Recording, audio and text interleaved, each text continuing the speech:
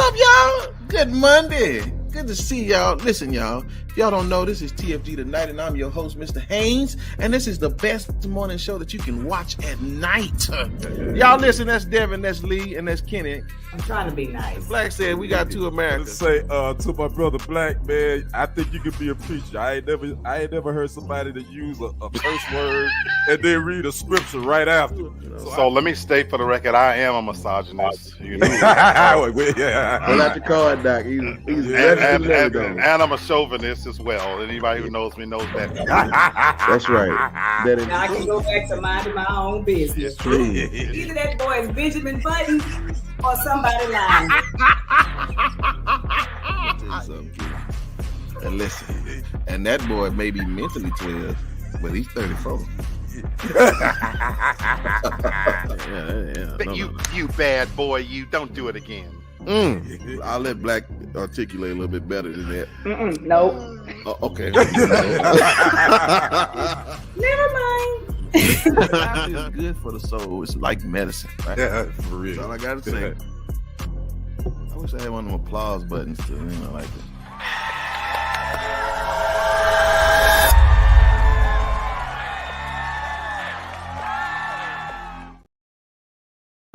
Good morning, y'all. Happy Monday. What up, y'all? It's Monday. And listen, man, we are in this thing. We are 2 months away from the new year. So, man, I am excited. We're gonna run an all-male panel tonight. Sister said she had to pay some bills because she got some of that Credit Karma or whatever them PayPal pay as you go thing she got to do. She got some things she got to pay. So I get it, but listen, y'all know we hose it down now. So I'm gonna bring the brothers on in. What's up, brothers? What up? Yes, sir. Yes, sir. What up? And y'all know we put it in when we get in here by ourselves now. Shoot. Yeah. The only thing is the viewers let it be known that they be missing Devin. So, hey, they make us feel like chopped liver most of the time. Yeah. Like we leftovers. We the leftovers. That's what it is. Yeah. It's all right. Y'all, it's okay to say it. Yeah. So don't be acting funny now. Devin ain't here. Y'all come on in here and say what's up. And I know that's right. Yes, sir. Yeah. Black, you all right? Oh yeah, I'm all right. Yes, sir, man. Glad that everybody can join us. Let's see somebody on here is creeping in. What up, bro? Yes, sir. What up, Craig? Hey, he's definitely part of the family. He always man. Up in here. Appreciate it, Craig. Hey, you Black, you ever had Craig on your show? I don't think so. Okay, I just want to make sure. I think he's peeped your show, okay. Black. I think he's kind of. Well, I know he probably been in there, but Black let anybody in, so I just make sure. He let them all in. I know you gave what's her name, Neha invitation. I don't think she came yet, so no, she probably won't come. That's likely. Okay. Listen. They know a trio. They know a trio when they see a trio. Yeah. You know what I'm saying? So, all right. Well, listen, y'all, we ain't gonna play around. We're gonna get in this thing. Hey, Miss Tori, good to see you. Hey, Miss Tori, how you doing? What's up, Miss Tori? We doing good. Now, Devin ain't gonna be here tonight, so Miss Tori, you go on and chime in real good for us so that we can get a good female perspective in this thing. We try to keep it 100. So y'all know talking point tip jars. If we say something you like to hear, we like to hear it. Here it go, and go and give it to us. There are cash apps at the bottom. Thank y'all so much. Appreciate that. So listen, what you say, Craig said I caught a couple of your Saturday shows. What's up? Yeah, man. Yeah, appreciate that, Craig. Appreciate that, man. Listen, always listening. Thank you so much, brother. So listen, keeping up with politics, man. They put old Trump on the stand today. For that New York fraud thing he got going on. What's up, dude? Good to see you, man. What up, Lamb? What's happening, brother? And so sister, the attorney general, she came out and she said he ain't done nothing but run his mouth. He won't answer nobody's questions. But he ain't gonna scare us. We're gonna talk, we're gonna get it done. And man, listen, they got him dead to rights, y'all. They got the documents. They say but man, I heard him make a statement. Black, he said we paid him back. The bank got all the money back. And I said, that's what really matters, don't it? So I don't know. I don't think y'all they didn't televise it, but I know some people were like talking through it. But did y'all catch any of the commentary about it? No, I haven't. Yeah. I just read some blips on it. I actually read a little bit about when Donald Jr. was on the stand, and he was a trip too. I was reading where they was tripping him up. Going and coming, so that's pretty much all I've read about it. Again, this is the civil trial, so I'm waiting on this criminal stuff to start. That's me. Because the civil trial is, to me, I mean, basically, if he's found guilty, you just got to pay some money. He ain't going to jail. So this is just a preliminary for me, in my opinion. But see, he lose his business certificates.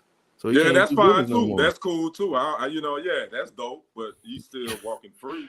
You still, he'll figure out another way to make money. I was literally about to say, you just put it in your mama's name. Right, exactly. Yeah, exactly. So he squandered his daddy money away. So I don't know. Yeah, you right.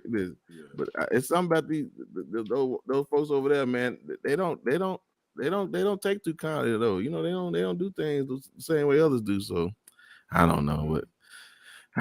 Yeah. So his daughter's supposed to take the stand. What, Thursday? Oh, okay. Ivanka's gonna take the stand. Yeah, man. Okay. Listen, she tried to get out that thing too. Talking about she got nobody to watch the kids. Okay. But that's literally what she said. She said she got nobody to watch the kids. She better get up out of here with that. Man, come on. I mean, you better tell that boy get on back over to the thing. Yeah. So, yeah. Jared Kushner ain't doing nothing. What the hell he doing? That's what I'm talking about. Yeah. She said they gonna see him broke in New York. They want to shut his business. They do. Yeah. He was broke right before Mark Brunette hired him for The Apprentice. He had no money. And got $500 million again from that. So I mean, listen, man, Trump got that luck on his side, man. So, but I told you he's like Don, he's Teflon Don, but Teflon Don, yes, sir. We're gonna see what happens when this criminal stuff get going, though. Right. Yeah. So anyway, and I think we talked about all those that fell out last time, and the old nursing homes with the. Yeah, ain't much more going on in politics that we really care about. So we getting close to that deadline for the government shutdown, aren't we? A couple of weeks away, isn't it? Like the 16th or something like that. Hey, I think we're gonna be all right though. I think. I mean, it's business. It's gonna be business as usual. They do this all the time. So they matter of fact, they made sure before they put him in that he wasn't gonna trip on them. So now again, they can lie, but I just know that's what they said. So what say Craig said Donald Trump has been well known for filing for bankruptcy. He'll find a way not to pay. That's true. Yeah, that's true. Yeah. He has nobody's name to put it in. It's tough over there for them Trumps now, man. So he got his baby boy. He wouldn't put it in his baby boy name. Which one? The one he had with the last one? Yeah. Well, I forgot the baby boy. He kind of goofy looking, but I can't think of his name. Hansel, Gretel. Hans. It's something. I don't remember. I don't remember his name. So okay, yes. You say that fool said he gets in office. Yes. Now that's gonna be the problem right there. But I don't know what we're gonna do about that. All right, but here it is, y'all. AI. Man.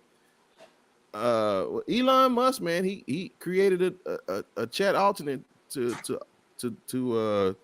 go against Chat GPT. The only thing about it is going to gather its information. Yeah, that's his name, Barron. I knew it was something. Thank you, Miss Tori. Yeah, Barron. It's only going to gather its information through Twitter or X, whatever it's called. So X. It generates its information. So it's only going to be based on the information that people put on X. I really don't get this, man. And so now Biden has said that he wants the government to get involved now. They keep calling you Slow Joe, and you keep making moves that you kind of get behind this 8-ball, man. They said he had to bring Obama in to get him going. I said, man, I'll say this, and I hadn't said this to y'all publicly, but I'm gonna tell y'all this. the problem with AI is if someone creates an algorithm that intentionally wants to deceive people, that's going to be a problem.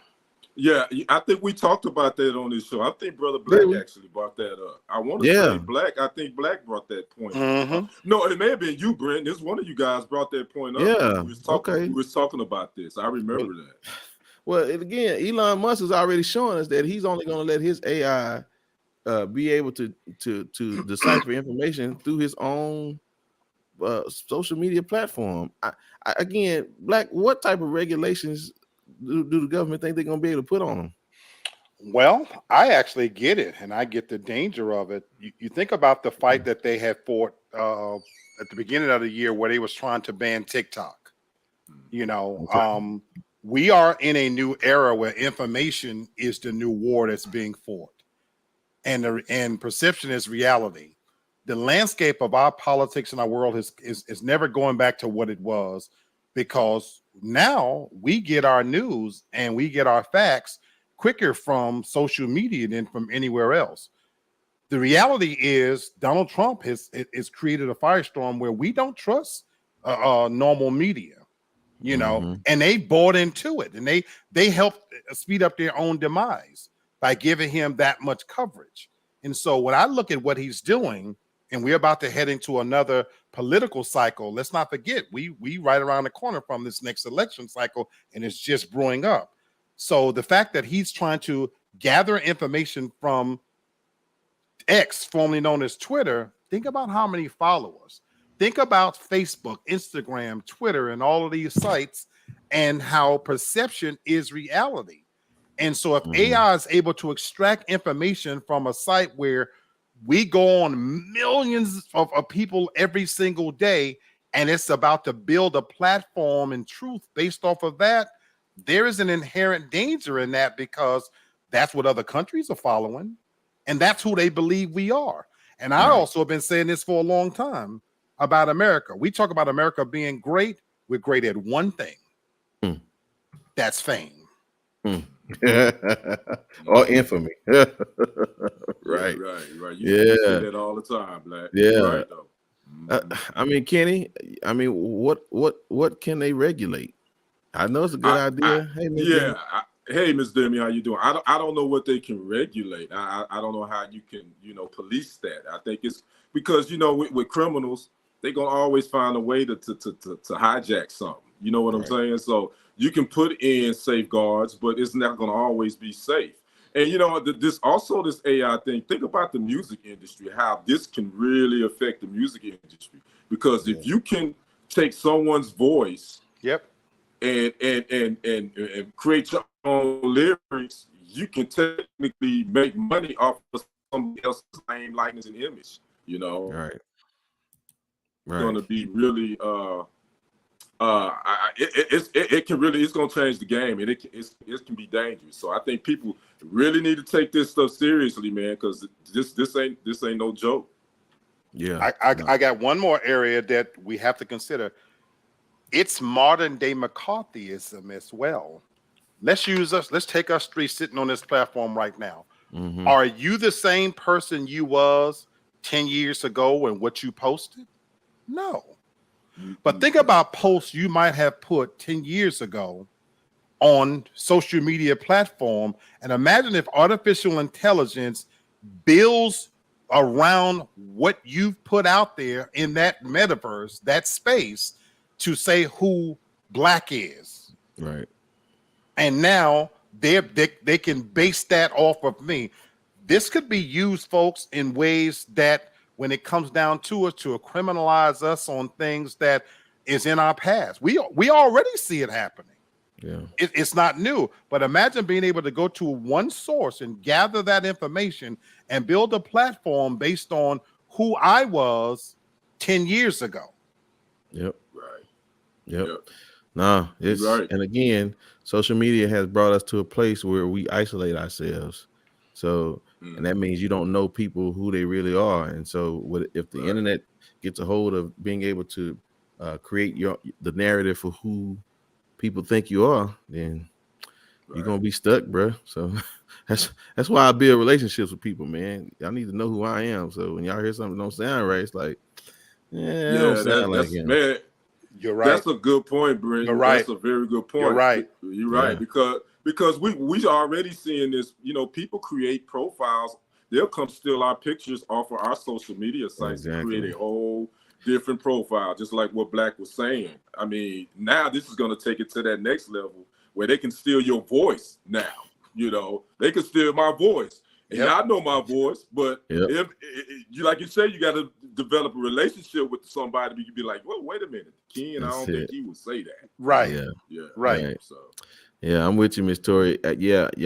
We're like pigs being led to slaughter, man. We're just allowing it to happen. And so, y'all just be careful out there with that thing, man, because we like the convenience of it, but we don't know what price we're gonna really have to pay for that convenience, because every convenience has a fee. Just go to Jerry World. He'll show you how much that hot dog costs you. Yeah. All right. Listen, you like your job? Maybe. I ain't gonna ask Black. He'll get on some African or some Jamaican. I don't even want to know who he talked to today.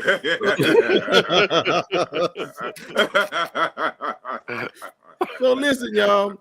Apparently, there's a study by the Business Insider that says Americans who make $100,000 to $150,000 a year are most likely to describe their jobs as annoying.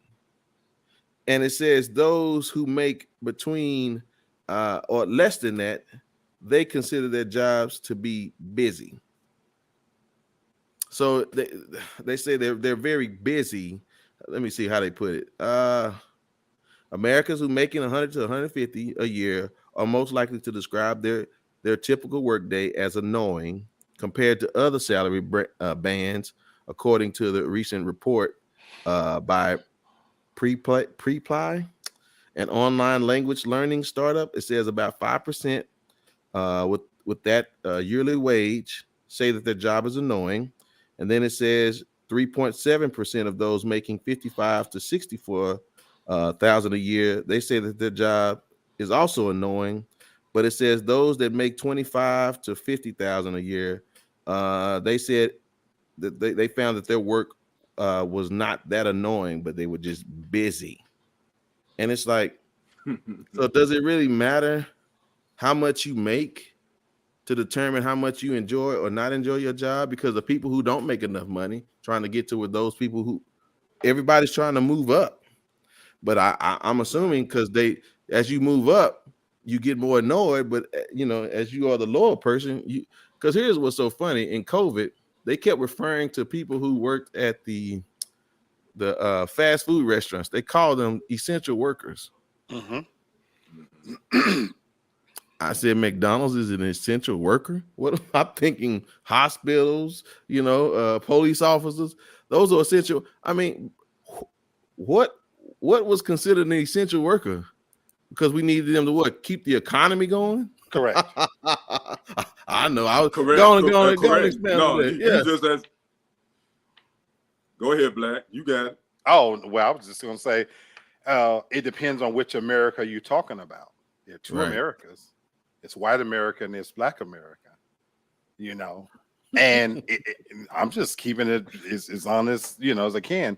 Yeah. And in white America, that study might be fairly accurate because the higher you go up the economic chain, I get where they would say that, it's annoying. We all know that the people who do the least amount of work make the most amount of money. And so the higher you go up that tax bracket, they don't want to be bothered with the peons, when you're making six figures because you're annoying. Get away from me. You should know any better, and the business model at that end is, that's what they do down there. And so in white America, that may make a lot of sense. But in Black America, where we're trying to survive, first of all, by and large, the majority of us don't make six figures. Right. And for the few of us that might do, that live in places like your Atlantas and your New Yorks and your Dallas and this, that, and the other, you won't never know it because every bit of every coin you're making is going towards trying to keep just a basic quality of life. Right. When car notes are now at record highs of $700 to $800 a month, housing is at record levels of $1,700 a month, food, gas prices, and things like that. It takes 3 incomes now to live the basic quality of life. So in your household, you might to be together. I was making 6 figures. You would never know it. Mm-hmm. You would never know it because what it takes to live is just a 1-bedroom, having some simple quality of life. Yep. Hell no. In my America, it's not busy work to me. I hate everybody every day. I knew he's gonna stick that in at some point. Y'all wonder why I'll be on a rant? You damn right. So this is Miss Tori. It says that they polled 1,500 people between August 16th and August. So they only did it for 2 days. So it said working full-time jobs across the country. It says it was not immediately clear how many people were surveyed across each salary band. But here's something interesting, Ken. I want to throw at you. It says how Americans. I just lost it. It says how American workers characterize their work also depends on what industry they worked in. The report noted that those working in transportation, manufacturing, and sales are most likely to feel bored, while those in education, construction, and healthcare typically feel the busiest. Like Craig said, they give all the busy work to the cheap laborers, and then give all the annoying work to those that's making the most money. Jimmy laughing. Yeah, I literally just feel like this whole situation is just typically based on like Black said, a specific demographic. If I'm being honest. Yeah. So. Yeah, and I agree, and it definitely depends on the profession. I think it depends on what profession you're in, just like you just read, Brenton. I can honestly say, my background, I've said it before, it's television, news, and sports. That's what I did, videography, editing, and all that. So that's one of the most underpaid jobs in America, believe it or not. So it was some stuff annoying about that. But I think everyone, no matter how much money you make, can say their jobs is something annoying about it. So I just think whoever decided to do this study, I think they just needed busy work.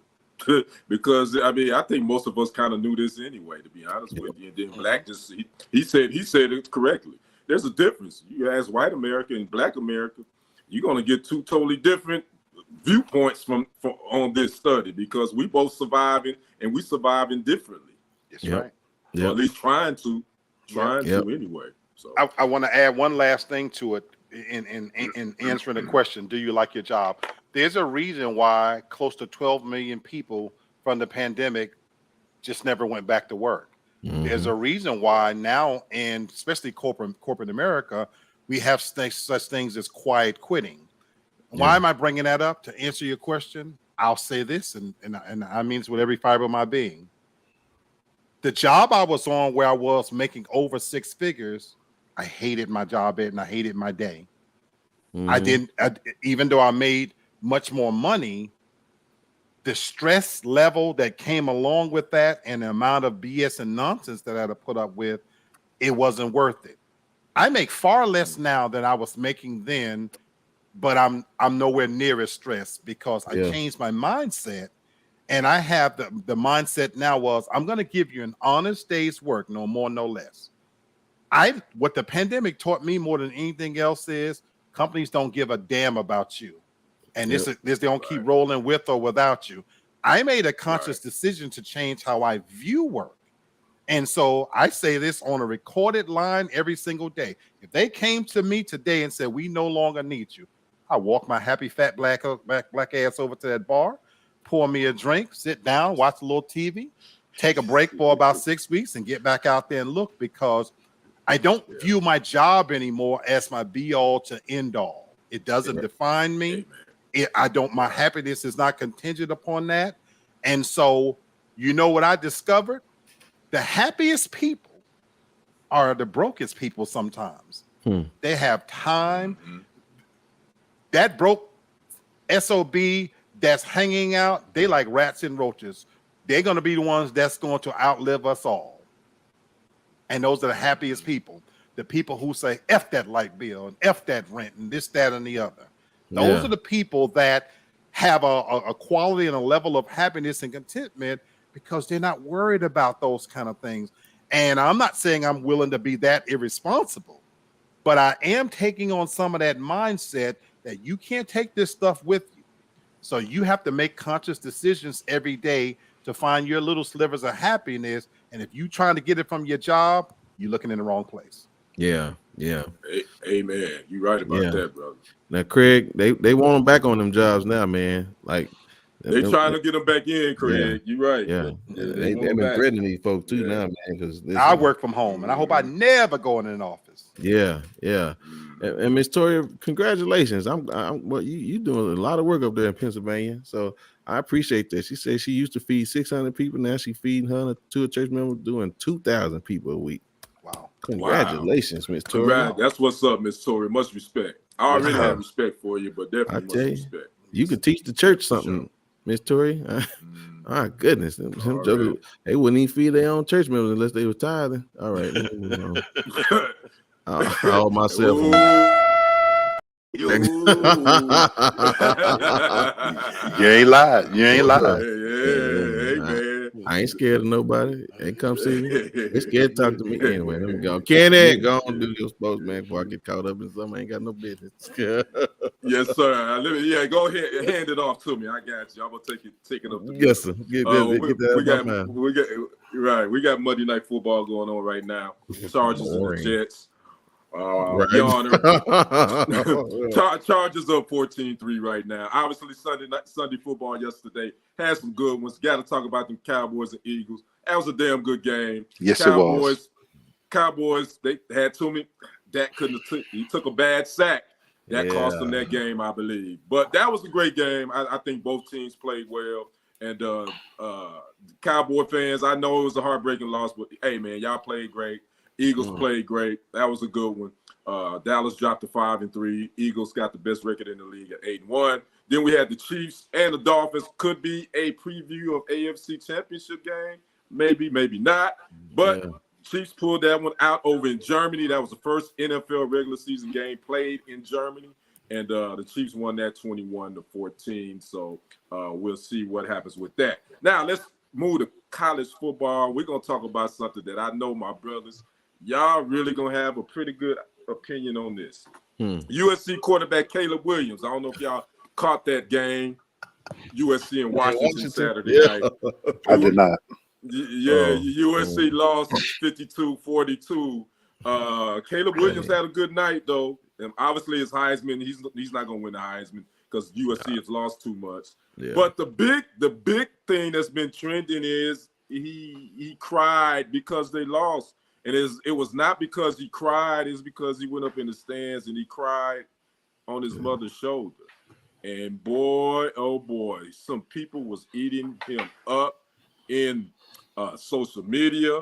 One person that took up for him was former Heisman Trophy winner and analyst now, RG3. He said, hey, the guy played his heart out. He just was showing his emotions. Your heart goes out to a guy like that. That's what RG3 taking up for him. But one former Super Bowl champ and NFL player, Robert Mathis, who played for the Colts, he said, nah, he said, I respectfully disagree. He says, and I'm paraphrasing, he said, I put that in the soft category. Yeah. No one wants to see their leader cry. Go to find a mommy and cry. Yeah. And I'm paraphrasing what Robert Mathis says. So I'm going to give my opinion on that after you guys. Black, what's your thoughts on this Caleb Williams crying after losing? What's your thoughts? Wow. So I didn't see it. And this is the first time I'm even hearing about it, just to be honest with you. I guess for me, my initial reaction is I would, number one, I would have to see it. I'm speaking on something that I didn't see at all. On its face value, I have no problem with it per se. If you felt passionate enough that you were that invested in that game and you left it all out on the field, and that is your natural reaction to losing, I guess I don't have a problem with it per se, particularly if you have a very close relationship with your mom. So I'm curious as to the NFL players. What are you trying to say? Are you measuring his manhood by that? Are you saying that that it was some form of being emasculate because he cried? Because if that's what you're saying, that shit been sailed, my brother. You know, that's what men do now. You know, I've had to accept that and evolve to that point that that's what happens now, you know, with athletes. And that's where we are as a society and as a culture, that's been even encouraged. I personally don't have a problem with it per se, unless we're talking about boo-hooing and he was snotting and all that type of stuff. Then I might would have said that was a little bit much. But on its face value, if anything, my takeaway would probably be that a grown adult has that kind of relationship with his mother. I'm okay with it. I think it's beautiful. I don't have a problem with it. Okay. Brother Brenton, I know you played high school football. You may have played college. I don't know if you played college football or not. But I know you did. Yeah. As a former football player, would you feel some type of way if you saw your quarterback after losing a big game crying on his mother's shoulder in the stands? As a teammate of that quarterback, how would you react to that? Yeah. That's one thing about Black. He'll tell the truth about the way the world really is. And I just got to tell the truth about the way the world really is at this moment. Like, if you lost your loved one, like, you gotta know it's gotta fit the reason. Like, bro, this ain't your first loss. All right. So again, if this was some type of tragedy, then I get it. But it's football, boss. And you shouldn't be, you lose respect, right? You're not going to get the respect from because here it is. What if some of your football players don't have a mama, or they don't have a parent that they can go cry to? Then they're gonna be like, man, it looks some type of way. And again, we're talking about the environment of which this sport is meant to be for men. Again, y'all can feel however y'all want to feel about, misogyny and, all this other kind of stuff. But that's what football is about. It's about developing toughness, adversity, and to then, again, it's okay to show your emotion appropriately. I just think it was inappropriate, right? It's a football game. I can know if you just lost somebody and then you crying, and then, again, you just overwhelmed. Now, if the story came out, Caleb just lost his grandmama, and then he lost the game, I can see that becoming overwhelming. You'll be like, okay, I get it. But let me find that fool you crying because we lost the game. And let me ask you this. Well, okay, let me ask you this though, Brenton. Now, okay, this loss was a big loss because this pretty much put them out of the CFP. They probably won't make the college football playoffs. Obviously, he won't win the Heisman. What if he would have just went on the bench and just cried it with his head? Would you looked at it differently? Is that different? Right, because that's par for the course. Okay. Not going up there with your mama, because what's going to happen? You go to the NFL, right? And you lose the AFC or the NFC or the Super Bowl. And then you're going to want them boys to follow you next year? Man, listen, all it's going to take is one clown, one of Black's nephews to say, oh, punk, we just lost. Go there with your mama. And then what? Then you want to fight. Yeah. And then nobody go in there. I mean, it's a code. Even when you go to jail, you know the rules. If you've been in jail, don't be staring at nobody. Keep your hands off people's stuff. And you just got to know the rules, man. Get over there and sit down on the bench. Get it out your system. But don't be going there. You go get your mama when getting private. Don't do that now. That's just no. And I truly don't disagree with anything you said. except that's why I said, though, that ship has sailed for me, though, because what sports, even what it's supposed to be and what it's become, is when you got Dwight Howard at almost 7 feet sucking sticks, and grabbing asses, and you got shows on TV, American Idol, and before they even sing a song, they tell you they sob story. Well, I'm doing it for my grandmother, and because she died. That's who we are now. That's what we become now. And so everything, including sports, where it was supposed to be about honor and grit and toughness, to me, that ship has been sailed. When you see these young men playing today, they're not built on the same thing. They don't play because they toe hurts. Right. They take off game. That ship for me has been sailed. So I agree with you 1,000%, brother Brenton. Yeah. But I just think the new era of what we in, when you got households where dads haven't been involved or haven't raised them, they haven't saw the true depiction of what masculinity is, because now they're being taught and told that that's toxic, this, that, and the other. And we are encouraged now to let our emotions hang out. Now, I agree with you. I'm sitting here talking to y'all right now. I got a funeral to go to on Saturday. Yeah, right. Life goes on. Yeah. But, the new I'm 55 years old, but these new young people, they won't let you forget that they had a death in the family. I know people who on social media right now that every waking day, they want to remind you of how much they're in pain and how much they're suffering. And oh my God, and please. And you see rappers and coming out with cryptic messages and oh my God, somebody check on them. That's the world we live in. Yeah. And you both my brothers, y'all have valid points, and I'm on both. I can see both sides of this. Obviously, as a person that like to capture moments, and I know this may sound creepy, but that moment that happened Saturday night for a videographer. That's a videographer's dream, because you know what, that's the moment. Those moments are what you want to capture on film. And regardless, I'm glad he did it out there rather than in the locker room, because guess what? That videographer wouldn't have been able to catch that in the locker room. And we wouldn't be talking about this today, but we were able to catch that. Now, as far as from the teammate perspective, me personally, I'm not here to tell a man how to grieve, and I'm not here to say where he shouldn't or shouldn't do it. I don't think there's a right or wrong way to do this. Personally speaking, I would have rather him stayed on the field with us. Yeah. Okay.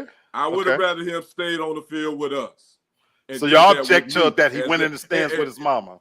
Yeah. Do that with your moms. I have more. We've already, as a team, come together. And we already know we done lost. We done effed up. We ain't going to CFP. Let's grieve. Let's cry together. Then if you want to go cry with mama, you can cry with mama after we didn't cry together. Right. I don't disagree with nothing y'all said. I really don't. And I'll as you end this piece, I'll say it with this. Since you said a videographer's dream, I think about the iconic moment when MJ, the real GOAT. I was going to talk about that. Yeah. Right. He wins. So in this case, they didn't lose because LeBron fans, Jordan don't lose. But okay, when he won, right, and he's crying, and it wasn't until the last dance that I really saw he was crying. Yeah, like real crying. He won that on Father's Day. I get the reason why, but I'm saying, to me, to your point, Brother Kenny, that's gold. That moment is indelibly marked in history to see the greatest of all times. I mean, crying, because, but some might say it's a game. So again, but the context is what I feel you. Yeah, and that's what I'm saying. If we knew that this was something that he was carrying, so here it is. When Brett Favre played right after the day his daddy died, his father died. Right. Amazing. Because if you found out, then to your point, If That's it right. comes out that you found out that the reason why he went up in the stands because maybe this is the anniversary of his father's or grandfather's death, That's and he right. felt like he was Yeah, looking down yeah. on him, That's would right. that change how Yeah. you see it? 1000%. Right. There you go. Because if he's Yeah. playing Gotcha. because his mama, Yeah. and again, Gotcha. I we're got you. bringing it up because the conversation. If he found out his mama got breast cancer and he's I got playing you. for his mama and he lost, I Right. can get the pressure. But don't let me find out you up there because you know she still be breastfeeding. You're a when you hard get- man, when you get Brendan. home. You're a hard man, Brendan. But again, it's about my Oh, background. damn. It just, I'm, you know. No, again, but hey, I love you sounded like Black now, Brent. You I sounded love like it. Black now. That's why we I get love along. I love it. He I love say the things that I be thinking sometimes. You know what I'm saying? Right. But love but it. that's just and again, I wouldn't say it publicly unless we were having Right. a conversation because he teaches Right. his own. But you know, I'll be like, bruh, I didn't do that, and we lost the same game. It's like, come on, dude. Like, you want me to follow you. It's like the first time I get a chance, I'll be like, oh man, you clowning. Go, yeah, your mama. You know what I'm saying? Hey, you know what I'm saying? See if she'll go on the pump next time so you can have you. Anyway. Oh, well, anyway, okay. Well, you know what? We're gonna get off the breast.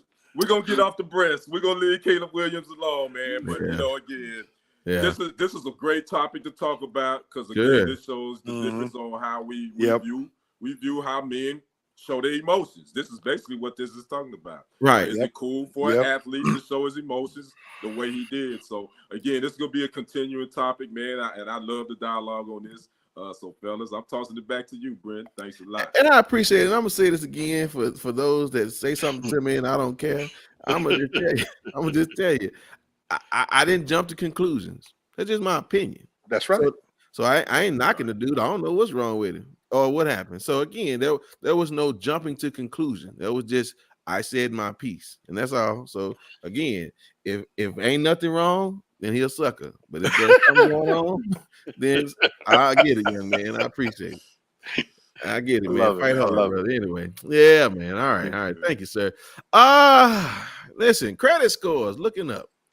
I don't know what it is, but apparently the average credit score now is about 718. I'm like Tori, I don't know who y'all polling. I don't know who y'all polling. Shit. Well, I mean, you know, I I'm not saying I don't you know, mine ain't decent, but I know a lot of people that ain't. You know what I'm saying? I know a lot of people that be looking for that, trying to look for that, them what y'all call them credit cleaners or whatever they do for y'all. I don't know. But apparently, the credit repair companies. Repairs. Yeah. Just pay your bills on time. That's all. So it says FICA is behind the most popular measure of credit. It says a FICA score, and its new report shows that FICA scores have improved to a record high. The company says that higher employment and some medical debts being removed from credit reports are among the forces driving this improvement. I think black people have learned how to live without credit scores, and maybe some white people, but I don't know. You know, I know black. I'll probably go out on. You're right. Yeah, I'll probably go out on a limb and say black probably had a job dealing with somebody's credit. So I'm gonna let black school us on what's up with these credit scores. I'm so glad you went there, and I did. You know, I was a subprime lender. I was right there on the bubble before the housing bubble crisis that happened.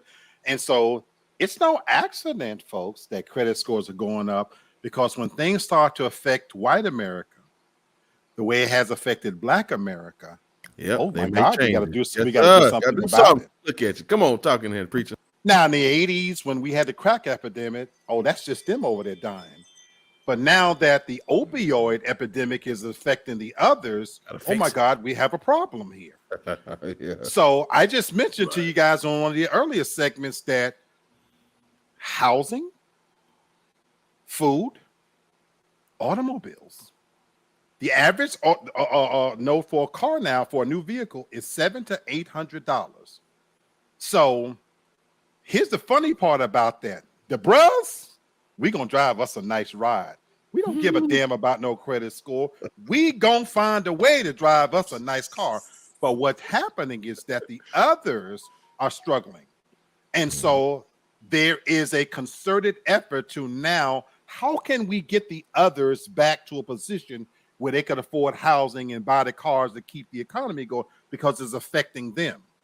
See, as long as Bubba and Sean and Kasim don't give a damn about how we getting it up, but you know what? When Trevor has an issue, that's when now let's go to the credit reporting agencies and let's remove the credit card debt, and let's lighten the standards for getting a bank loan, and so that they can continue to buy cars and things of that nature. And so absolutely you're seeing that happening because they're talking about that other America that they need to keep solvent. Right. Because going back to Mr. Redface himself, he sold this country in half of the dumb effers who was working. He literally told half the country that he was going to bring back the coal mining industry. How dumb ass can you be? But poor white America, who basically is his base, the foundation of his base, these are not educated people. These are not people that are coming from that background. So they have to figure out a way to continue to let them live that life, the quality of life, to keep them following and keep this train moving on the tracks. And he don't give a damn about them either. You sure right about that. And here's the reality, y'all. You know, again, I'm not, my score is good. My score is actually better than the number they had the average. And so, but again, I grew up differently. My mama she grew up banking, so I knew that. And so, and I knew the value of the credit. You know what I'm saying? And so, even getting my wife where she needed to be, and now she more anal about hers than I am about mine. It's like, okay, well, I mean, so and again, we've learned to get around it. But like you said, you know, I looked at it was something, my number went up, and all of a sudden I didn't do no credit card increase, but they like double my credit limit. For what? But like you said, that's the moves that they make, right? To get people, they move the goalposts. And again, if you have been smart enough to kind of play the game with them, well, you benefit. But if you don't, well, then they give you more credit, then they want you to spend more money. Yep. Yeah. No, I ain't doing that. So, you know, I get it. Yeah. Them hospital bills. Yeah, they can. Yeah. Anyway, that's some of the things. Last month unemployment went up. Miss Tori, they didn't take all of them off. I think it had to be less than a certain amount that they could take off. So like if you got like $10,000 worth of, they wasn't taking that off. It was I want to say it was like $500 and less is what they took off. If your hospital, they took it off your credit. Again, I mean, you guys, you know, said it all, man. You know, black folks, we done worked around credit. We know how to work with bad credit, good credit, no credit. We are some very creative people, so we figure it out. But the thing is, credit is important because now, man, they look at your credit score to even get a phone, rent an apartment. Yes, sir. To get a phone. They check your credit for everything now. So it really is important to make sure you stay on top of it. And I can honestly say my credit score ain't that great right now. Yeah. But am I sitting here stressing about it? No. Because guess what? At the end of the day, the good Lord gonna provide some kind of way for me to get what I need. Not what I want, but what I need. Yeah, that's the difference. Yeah. And again, for those that are trying to figure out how to do things, man, listen, I told my kids, I may not give you $1 million, but I'll give you a good credit score because I put them on my credit cards. And, you know, you leave here, you're going to have a decent 690 or something like that. You know what I'm saying? If you jack it up, that's on you.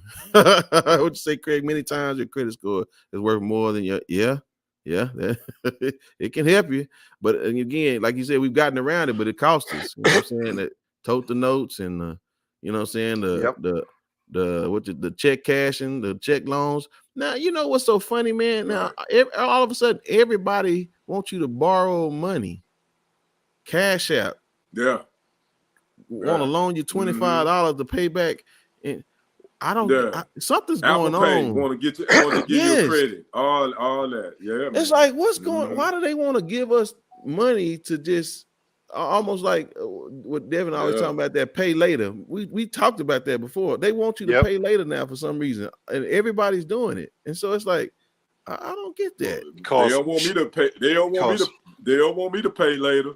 Right. Because Joe don't want us to know that we're in a recession. Shh, don't tell nobody. Right. Yeah. Thank you, Miss Demi. Yeah, Ms. Torres said people need to realize do not check your credit a lot either. Every time a person pulls your credit when trying to make purchases, your score goes down. Yeah. They got a hard and a soft. Yep, that's what I'm talking about. Them payday loans. Yep. I ran a center like that for 2.5, 3 years, maybe. Look yes, sir. I check advanced company. I was in it to win it. I can see you sitting up at your black suit and black tie on. Hey, come on in. Let me get that. No, I did the exact opposite. There's a skill to it. The skill is to not make people feel embarrassed because they have to borrow. So the idea is to dress just like this, and even when you have to go out and collect, I used to teach my people. I used to have on a dress shirt, you roll your sleeves up and you take your tie off. You don't show up at somebody's door knocking on their door to get money. You show up as a friend. Hey, Ken, how you doing, man? Look, you ran into a little trouble. What can we do to get you back right? I was good. I was the best at what I did. Taking all that snatching their money in. I believe it. Woo, just a what you say, a habitual snatcher. I tell you what. All right. Well, ladies and gentlemen, she ain't here, but I wanted to pay tribute if she was here because I know she lost, and I just wanted to show her what all the Eagles fans were doing when they won yesterday. So take a look at this and just know, Devin, I hope you appreciate this moment. I didn't do this, Devin. Hey, Devin. Go Birds! Let's go Birds!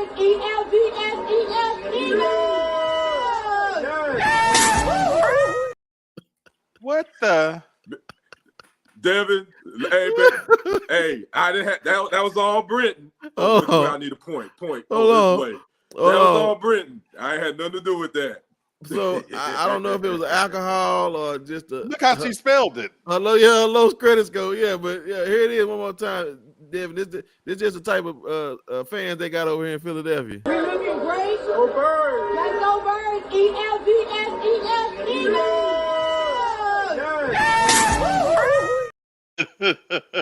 Somebody can't spell. No. And I guess you know how to spell to win a football game. So, yeah, that's true too. Yeah. What'd you say, Demi? This also affects the dating scene sometimes. Oh, wow. Oh, okay. that is true. Yeah. He does, Miss Tori. Miss Tori, he made women do a lot of things they never did want to. So you're right. Hey, Miss Tori, he made women do something strange for a piece of change. So did that. Yeah. He probably the reason why they had to take out the loan, honey. No doubt. All right, listen, y'all. Speaking of scam proofing your kids, especially with the credit scores, there's a consumer FTC article about teaching your kids how to spot scammers. Because the problem is they think they know it all, and so if somebody can outthink them, then they're gonna get caught up in a scam. But here's a few tips that I wanted to give you guys in case you got some kids that need some help. Would you say those? they real low. So it says, kids, don't respond to unsolicited offers. It says if you get an out of the blue call, text, or email that seems to come from online realtors or bank credit cards, don't click the link. Yeah, I set my phone on. If I don't know you, my phone don't even ring me. They have to call my wife. I don't listen to that. So it says, don't believe promises of guaranteed returns or income. Never pay someone who promises a job. I know that's right. It says, and make sure if you don't know the person on the other line, hang up. I mean, that sounds pretty simple, and it sounds like that would be something that our kids should probably already know. But I think we need to say that to some adults too. Y'all just need to be careful. Yeah, I agree. Yeah, man. Listen, man, I had a cat. It's another one too. Yeah. It's another one too, Brent. I think they should have put it in there. What's that? You get tagged, if you a 98 if you and 98 people get tagged on social media by one person saying they got, if you go to this site to go get, you can get this type of money, and you part of 98 people in the tag, don't believe it. Yep. Because that happens all the time. Somebody is tagging 100 people and telling them they got this great offer for them. Go to this and we'll give you some money. So don't fall for that either. And I want to add something to that, and you'll appreciate this, Pastor Brenton.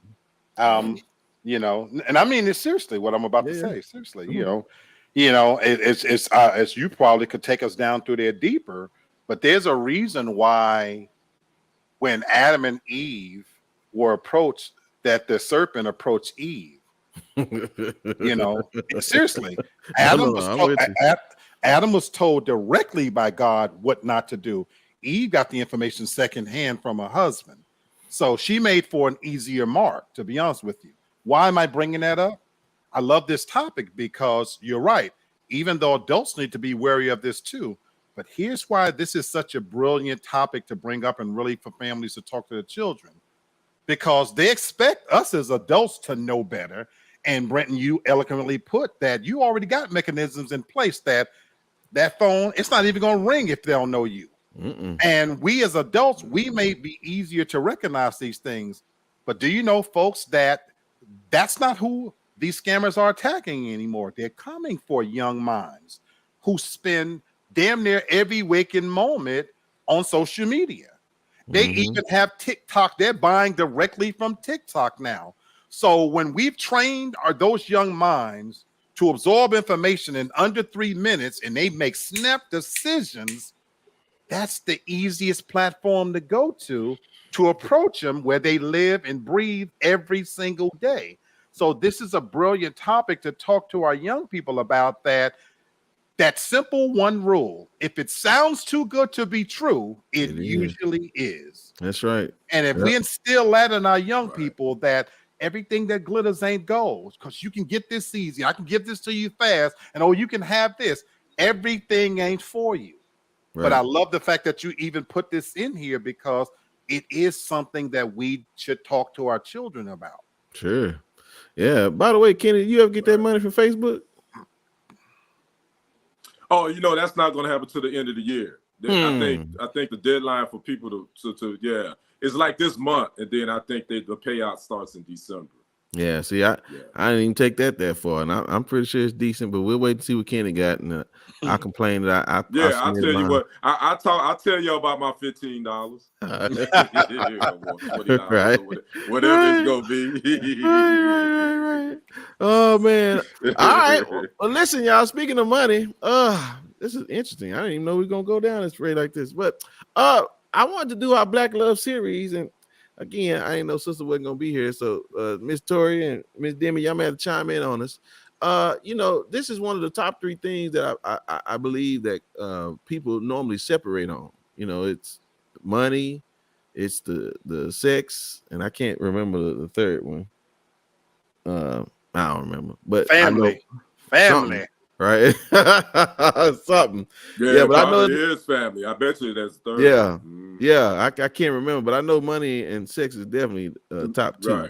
Right. But I wanted to ask you guys. Infidelity. I bet you infidelity is probably number 3. Oh, okay. Infidelity is. They may put that with sex, 3. So I don't know. That's why I say that's the sex part. Yeah, it may. Yeah, so I don't know. Okay. So, but here's my question to you guys: how important was money? Because you have the whole, 2 accounts, 1 account. Who got more money? Who got less money? How much emphasis are we really putting on money, and really should we? Right? You know what I'm saying? I like, yeah, man. Listen, because we just gotta have conversations, right? Like, because it's some people grew up with money, some people didn't. You know what I'm saying? And if y'all coming together, that's a lot of stuff to work through, right? So I'm just kind of curious, and ladies, if y'all can, put your 2 cents in, no pun intended, you know what I'm saying? Give us to it. But Kenny, how important was money in the relationship, or is it now? For me, money has never really been a driving force that moved me one way or the other. Now, when my ex-wife and I, peace be upon her, Bridget and I got together, we were both young. We ain't had no money. We were just trying to make it happen. Right. But something Black has always said, and I said this too, we were much happier when we were when we first started out. Once we got a little bit of money, we both had our own jobs going, it changed. But for me, in general, I look at money is it don't make me or it don't break me. And far as I feel like if we're gonna do this thing, we should bring this together as one. We should be a team. I don't care if you make more money than me, and don't look down on me if I don't make more money than you. But if we both bringing something to the table, we should be equal, in my opinion. That's when it comes to money. Now, in today's world, in dating, I'll be honest with you, with me being a single man, with me, my finances, I'm trying to figure it out. If you ain't, as a man, and Black make you speak to this, they pretty much tell us to sit our ass down if we ain't got no money. Stay on the sideline. That's pretty much what the dating world is from women. And I could be wrong, but that's what I see. So what about the two accounts? That's kind of how I look at it. So are you for or against? Mm-hmm. Now I would want to have two accounts. One, a joint account where we put all our money for the household stuff, and then our own separate to play with. I think that's that would work for me. Okay. All right, Black. I know you got something in there. Come on. Well, first of all, I'm a chauvinist. And I'm old school. So and this may be a contributing factor to why I'm probably still single. But if you can't trust me to govern our finances, what the hell are we doing? This is just for me how I feel.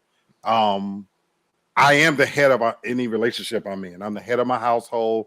It's always going to be that way. So I'm old fashioned in that sense. So Brother Kenny is correct in how I look at things. It's easy to talk about the issues we will have when there's a lack of money. We know that's going to create some issues, if you're struggling to survive. But Kenny's right. The happiest times of my marriage was when we were struggling, trying to make ends meet together. We were of the same accord, the trust that was between us was implicit. Our marriage literally started to drift away when we started making money, because just like we aren't trained, about how to handle money in whether you're rich or whatever, we're not trained about how to deal with success either. And we didn't know what that looked like. We didn't have any children, all this money's coming in, and we had all these material things, and we forgot to pay attention to that's not what real marriage, in my opinion, it's all about. Now, if you're asking me, is it important? Absolutely it is. And you can't live off love, so in the real world, you have to survive, you have to eat, you have to make decisions. So with that said, it is definitely important. And it's as important as any of the other things, in my opinion, in the sense that you have to be on the same page about moving in the same direction. One person can't have caviar taste and the other person be frugal, and you expect it to work if we're not pulling in the same direction. Mm-hmm. And as I've gotten older, I'm going to be completely transparent with you. It's even more important to me now, in light of what Brother Kenny said. In today's dating culture, where we're being told as single men that to go on a basic date, I'm supposed to bring my black card and spend $200 and take you. They've got a list out now that I can't take a woman to a Cheesecake Factory because that's below standard. I'll always be single then, because that to me that's not what I'm pulling. That's not even what I'm looking for. I'm still old fashioned enough that, you know what? I need you to be able to demonstrate that you can cook. And by the way, I don't need you to do that for me. I cook better than most women. I don't need you for your money. I do actually pretty damn good without you. But I do need to know that if something should happen to me, that you can pick up the slack, and we're working and pulling in the same direction. And lastly, I'll say this. I can't yoke my situation with somebody that's not evenly yoked. This is gonna sound cruel, but I'm gonna keep it a buck, as the young people would say. At the station I'm at right now, there's not enough love in the world. If I met a woman and she got 3 crumb snatchers, and with my income, she's not bringing in a whole lot to the tables, and all of a sudden now I go from being able to eat my lobster and crabs every other week to now and shit that I got to be eating at Family Dollar. It just ain't worth it.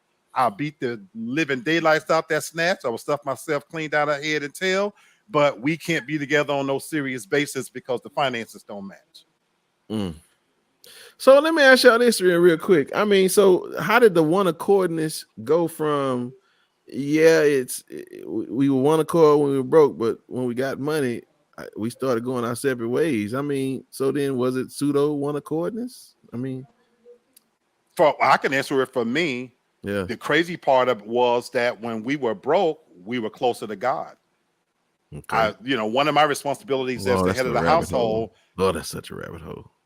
I'm giving you an answer. When we were but then that's human nature though too. I'm with you. Yeah. When you're struggling, you pray to God and God, please help me.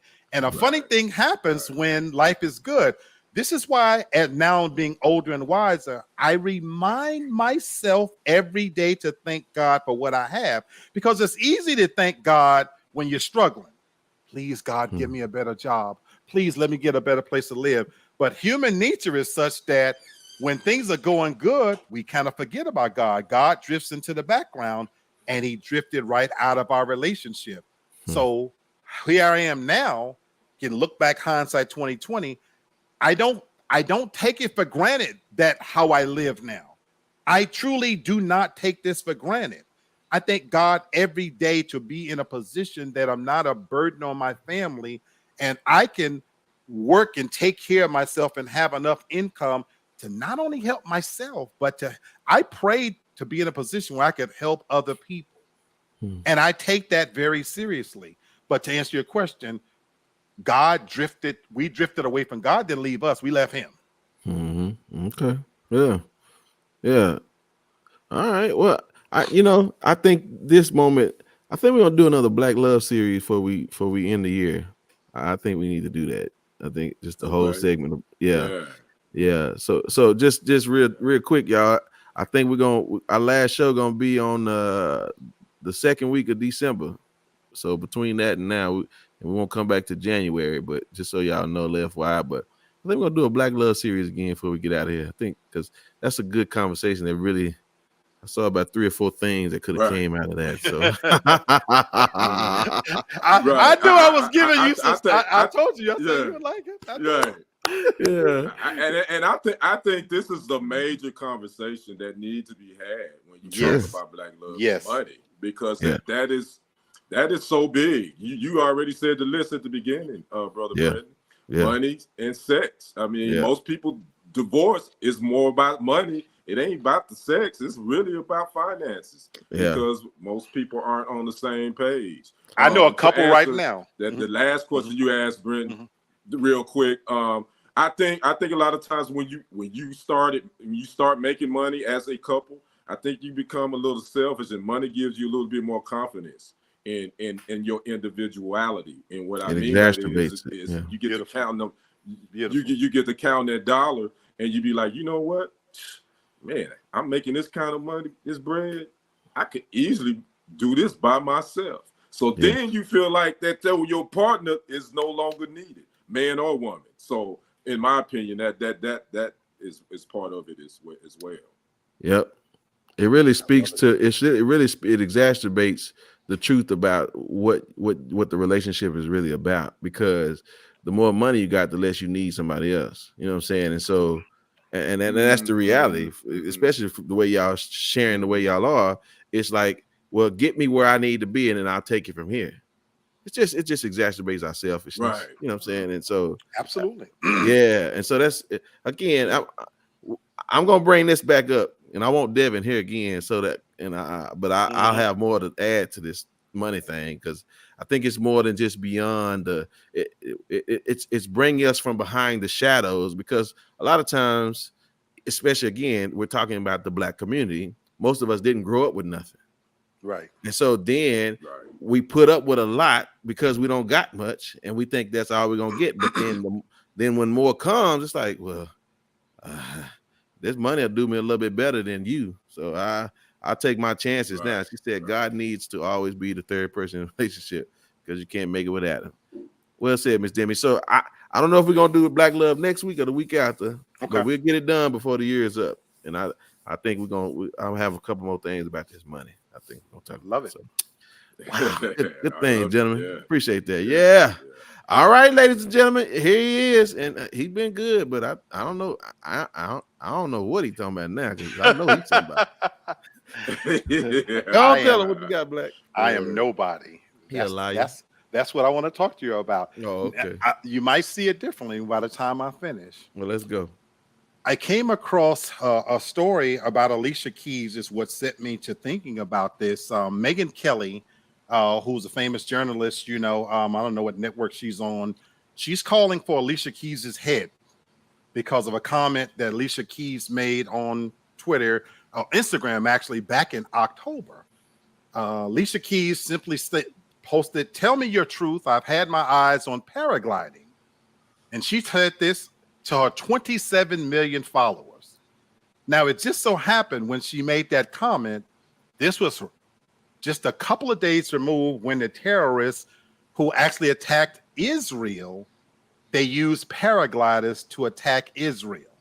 Now, Megyn Kelly and this other journalist, I don't know her name, they went on this epic rant calling for Alicia Keys to be cut off, blacklisted, sponsors taken away from her, everything else, because how insensitive she was, and she sounds like she's siding with the Hamas, and even they addressed what she had on, the colors. Of course, they went to the fact that her husband, he's Muslim, and they tied all these things in together. And folks, it got me to thinking about the power of social media, because Alicia Keys, she immediately went on and she pulled this tweet. She said all of the right things. I was completely unrelated in any way to the recent devastating loss of innocent lives. My heart has been breaking. I pray and stand for peace. And again, she was forced to defend herself. Early in this show, I talked about modern day McCarthyism. Folks, that's what social media has become. It's become a battleground for those who use it and wield it as a weapon. And I got to thinking about that, and all of us on this platform right now, we have social media shows, and I wanted to read something to you guys. I get you guys probably never thought you'd come to the TFG Tonight with Brenton Haynes, and I was going to end with a poem by Emily Dickinson. It's called "I Am Nobody." All right. She says, "I'm nobody. Who are you? Are you nobody too? Then there's a pair of us. Don't tell. They advertised, How dreary to be somebody. How public, like a frog. To tell one's name, the lifelong June to an admiring bog." And that's literally the poem, folks. And don't take my word for it. I want you to go and look up the meaning behind this. If you know anything about Emily Dickinson, she hated being in the limelight. She only became famous after she had passed and her work was published. But she talked about something all in many centuries ago that I think is so relevant today. Do you know how comfortable it is, folks, to be nobody? I truly feel sorry sometimes for athletes, public figures, that they can no longer share their true and real honest take, because on this thing we call social media, groupthink rules the day. And anything you say can be taken out of context now and wielded against you and used as a weapon, to the point where you can lose your job, your livelihood, and find yourself banished into a hell of being ostracized. Now, none of us know what Alicia Keys really meant, but I'm so glad, folks, that I'm just little old me. I'm just a fat black man being able to come on social media and be my authentic self, the Black Archie Bunker, as I call myself, because I'm so grateful that I'm nobody so big that what I say, it's my own authentic opinion. It's how I really feel. It's not always popular, But I go to bed and rise up every day looking in the mirror, knowing that I have been true to who I really am. And so when I say to you, I am nobody, I ain't nobody's fool, I ain't nobody's puppet. I'm just little old me, and I'm glad to be nobody. All right, sir. Thank you for that. You and All Emily. right. That was Emily dope. D. Yeah, Yes, sir. that was dope. I get that boy Yeah, some snaps man. on that one, brother. All right, man. Yeah. Good stuff, man. Yes, sir. Listen, great show, gentlemen. You know, we've been doing this long enough, man. Again, this is what we do. And again, I'm already setting up for the Black Love series. I got about 4 things already on this paper. We can talk about that. Already. Oh my, Yeah. I know, man. My mind just goes. So, man, listen, gentlemen, I appreciate it. We definitely miss sister, but we understand. But she'll be back next week. Hopefully, unless she's going out of town somewhere, but we'll see. But man, listen, it's final thoughts time, and I appreciate that. Miss Toria, she said, all right, she's giving her snaps on them fingers too. Brother Kenny, man, give me your final thoughts, brother. Always, man, a pleasure to be with my brothers. We missing our sister tonight, Devin, but you were here in spirit. Just want to real quick, credit scores, man. Just stay on top of that, you know. But don't beat yourself up if you ain't where you want to be. Just keep working hard at it. This AI thing, protect your image, protect your name, and you gotta protect your voice now, because they can steal your voice and people can scam using your voice. So protect your voice. And last but certainly not least, I hate that we didn't mention this a couple of weeks ago, but we lost an icon in the Black community. We talk about the first Black action, our first Black action superhero, Richard Roundtree, the original Dick. Yeah. Talk to me, somebody. That's right. That's man, right. Shut your mouth. That's right. Me. You know, I hate we didn't talk about Richard Roundtree because he did so much. He was in Roots. He did some other, you know, he was a great actor.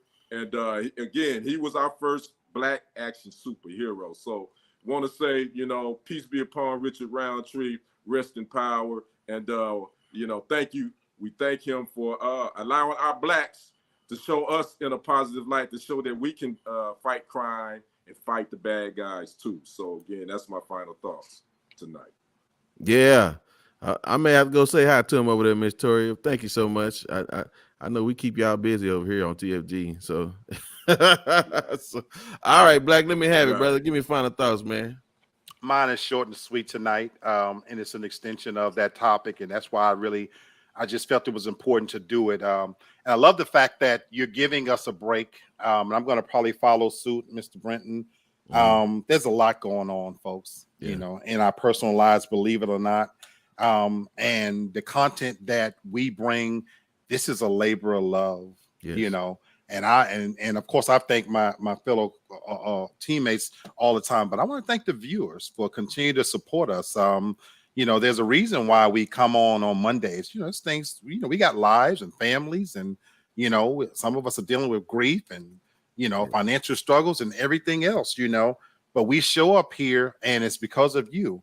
And I love that we can be our authentic selves. And that's why it was important for me to share that, because this show and the whole TFG family, I love what it's all about. It allows us to use this platform to be our true selves and give our opinions. And I love the fact that we can disagree without being disagreeable and bring this to you each and every week. And it's a labor of love. And for super fans like Miss Toria and Craig, who continue to show up here every Monday night when you could be doing something else, the love is real. And I get so much from y'all. Y'all have no idea.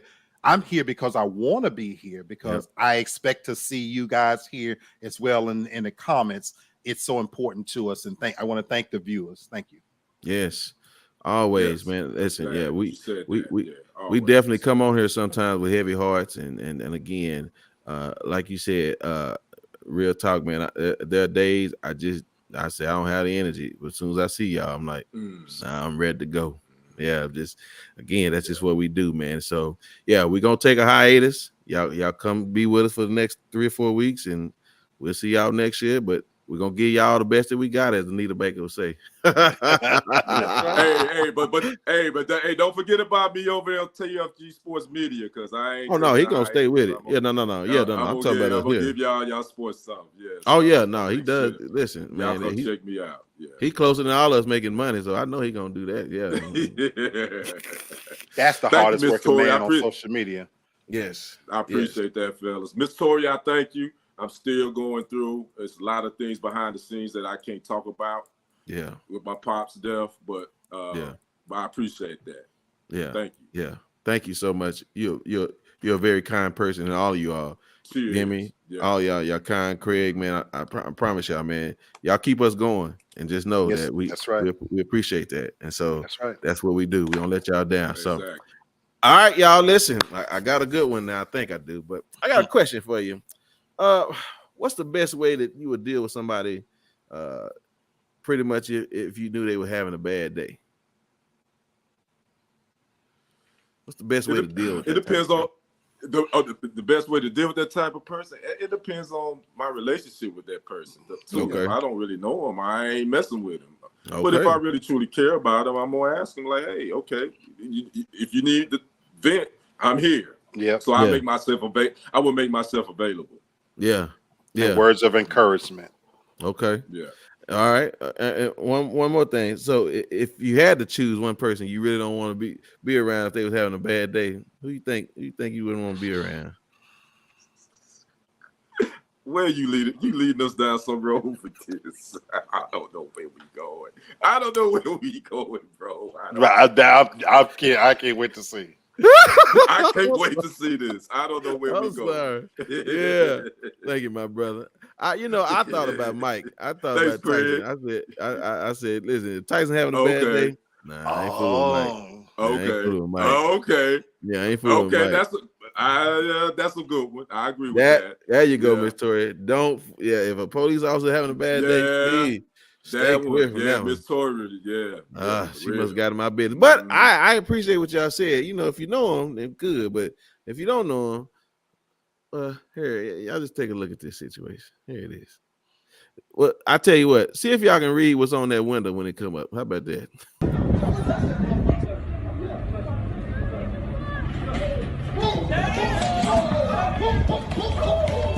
Yo.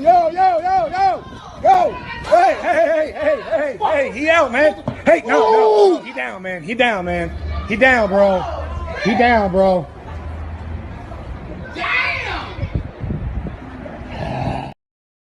Wait, damn, what the hell happened? Yeah, that boy to sleep. Well, a man walking by, minding his own business. And again, y'all remember we talked about last week, them trying to do them pranks. And he bucked up at him. Listen, he was over at the cash checking place, man. They didn't cash his check, man. So, you know what I'm saying? You took that L, son. Trying to run that game. So I'll let y'all see it one more time. So I hope when he wake up, he go in that building because they give him free quotes. He gonna need one on that jaw when he get up.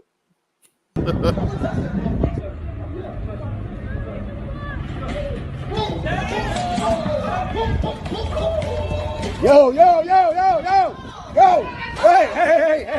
Hey, he out, man. Hey, no. He down, man. He down, bro.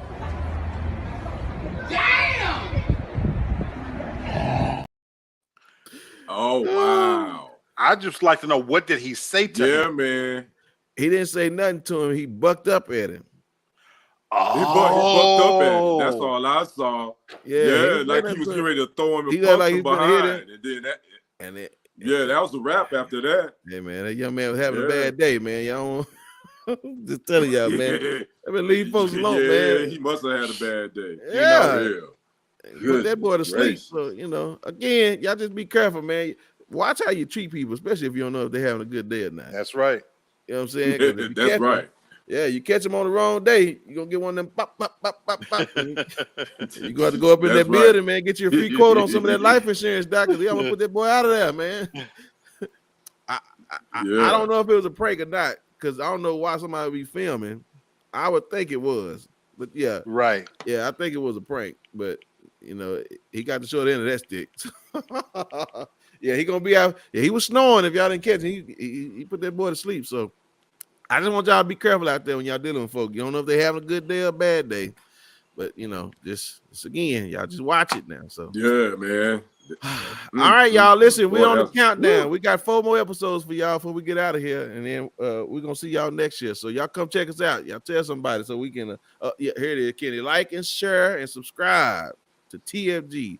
And to, There you go. Yes, sir. Real Talk for Real Men, and Kenny with all his There you go. different sports shows and all that. Y'all just subscribe to them all, y'all. Come on now. And listen, y'all have a great day. That's Kenny and that's Lee, and we're gonna see y'all on Monday. We out. Peace.